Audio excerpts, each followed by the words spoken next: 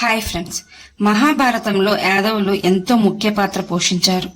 యాదవులంటే శ్రీకృష్ణుని వంశస్థులు. శ్రీకృష్ణుని వంశస్థులలోనే వృష్ణి, అందక వంశస్థులు కూడా ఉండేవారు. యాదవులలో శ్రీకృష్ణుడు, బలరాముడు, సాత్యకి, కృతవర్మ ఇలా చాలా మంది మహాయోధులు ఉన్నారు.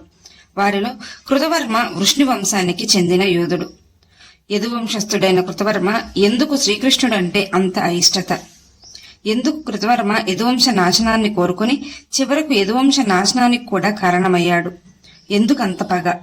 పాండవులందరూ కలిసినా చంపలేని కృతవర్మను చివరకు ఎవరు చంపారు? కురుక్షేత్ర యుద్ధంలో ఎందుకు కౌరవ పక్షాన పోరాడాడు? అంతటి శక్తివంతుడైన అర్జునుడు కూడా ఎందుకు కృతవర్మను చంపలేకపోయాడు? ఇలాంటి సందేహాలన్నింటికీ సమాధానాలు ఈ వీడియోలో తెలుసుకుందాం. వీడియో చూస్తున్న వారిలో ఎవరైనా శ్రీకృష్ణుని భక్తులు ఉన్నట్లయితే తప్పకుండా జై శ్రీకృష్ణ అని కామెంట్ చేయండి. అంతకంటే ముందు ఎవరైనా మన ఛానల్ ని ఫస్ట్ టైం చూస్తుంటే ప్లీజ్ సబ్స్క్రైబ్ చేసుకోండి. అలాగే ఈ వీడియోని తప్పకుండా లైక్ చేయండి. మీ ఒక్క లైక్ మాకెంతో సపోర్ట్ నిస్తుంది. యాదవ సంఘంలో వృష్ణి వంశం, అందక వంశం లాంటివి ఉండేవి. కృతవర్మ వృష్ణి వంశానికి చెందినవాడు. యాదవ వంశస్థుల్లో లోపల చాలా గొడవలు జరుగుతూ ఉండేవి. కాని ఎవ్వరూ బయటపడలేదు. ఒకరిపై ఒకరికి ఈర్ష్యాద్వేషాలు కలిగేలా చేసేవాడు ఈ కృతవర్మ. కృతవర్మ తండ్రికి శ్రీకృష్ణునికి రక్త సంబంధం ఉన్నట్లు కొన్ని పురాణాలు చెప్తున్నాయి. శ్రీకృష్ణునికి కృతవర్మ పైకి భక్తుడిలా నటిస్తూ లోపల ఎన్నో కుట్రలు పన్నేవాడు. యాదవ వంశంలో చాలా వరకు ఇలాంటి గొడవలు ఉన్నప్పటికీ ఎవరూ బయటపడేవారు కాదు. ఎందుకంటే యాదవ వంశం బలరామకృష్ణుల నాయకత్వంలో ఉండేది. వారిని ఎదిరించి ఎవరూ నిలవలేరన్న విషయం యదువంశస్థులకు తెలుసు. అందుకే లోపల ఈర్ష్యాద్వేషాలు ఉన్నప్పటికీ పైకి కలిసిమెలిసి ఉన్నట్లు నటించేవారు. కృతవర్మ చాలా మోసపూరిత మనస్తత్వం కలవాడు. అసలు కృతవర్మకు శ్రీకృష్ణుడంటే ఎందుకు కోపమంటే అందుకు కారణం శమంతకమని.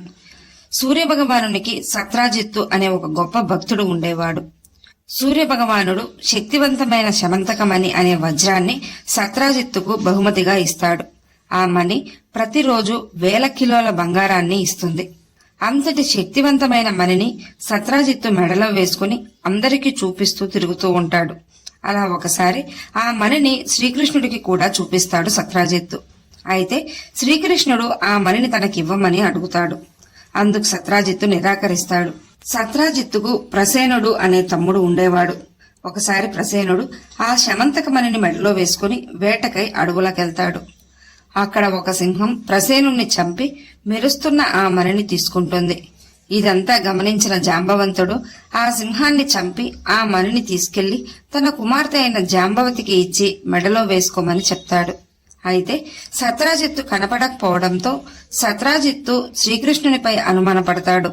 శమంతకమణిని అడిగితే నేను ఇవ్వలేదని, నా తమ్ముణ్ణి చంపి ఆ మణిని నువ్వే తీసుకెళ్లావంటూ శ్రీకృష్ణుణ్ణి నిందిస్తాడు. శ్రీకృష్ణుడు చేయని తప్పుకు నిందల పాలవుతాడు. ఎలాగైనా నింద పోగొట్టుకోవాలనుకుని ప్రసేనుడు వెళ్లిన అడవికి వెళ్తాడు శ్రీకృష్ణుడు. అక్కడ ఒక చోట ప్రసేనుడు చనిపోయి పడి ఉండటం గమనిస్తాడు. దాంతో పాటు అక్కడ కొన్ని అడుగుల ముద్రలు కనబడడంతో వాటి ఆధారంగా ముందుకెళ్తుండగా శ్రీకృష్ణునికి ఒక గుహ కనిపిస్తుంది. ఆ గుహలోకి వెళ్లగానే జాంబవతి మెడలో శమంతకమణిని చూసి ఆశ్చర్యపోతాడు. జాంబవంతుడు శ్రీకృష్ణుని చూసి శత్రువు అనుకుని యుద్ధానికి దిగుతాడు. అలా వారిద్దరి మధ్య యుద్ధం 28 రోజుల పాటు జరుగుతుంది. అలసిపోయిన జాంబవంతుడు శ్రీకృష్ణుడు అతని శత్రువు కాదు, అతని దైవమైన శ్రీరామునితో అని గ్రహించి యుద్ధం విరమించుకుంటాడు జాంబవంతుడు. శ్రీకృష్ణుని క్షమించమని వేడుకొని శమంతకమణితో పాటు తన కూతురైన జాంబవతిని కూడా వివాహం చేసుకోమని శ్రీకృష్ణుని వెంట పంపిస్తాడు జాంబవంతుడు. ఆ తర్వాత శ్రీకృష్ణుడు శమంతకమణిని తీసుకెళ్లి సత్రాజిత్తుకు అప్పగించి జరిగిన విషయం వివరిస్తాడు. సత్రాజిత్తు తన తప్పును క్షమించమని వేడుకొని ఆ శమంతకమణిని శ్రీకృష్ణునికి ఇచ్చి అలాగే తన కుమార్తె అయిన సత్యభామను శ్రీకృష్ణునికి ఇచ్చి వివాహం జరిపిస్తాడు. కాని ఇది జరగడానికి కొన్ని రోజుల ముందు సత్యభామను కృతవర్మకు ఇచ్చి వివాహం జరిపిస్తానని మాట ఇచ్చి ఉంటాడు సత్రాజిత్తు.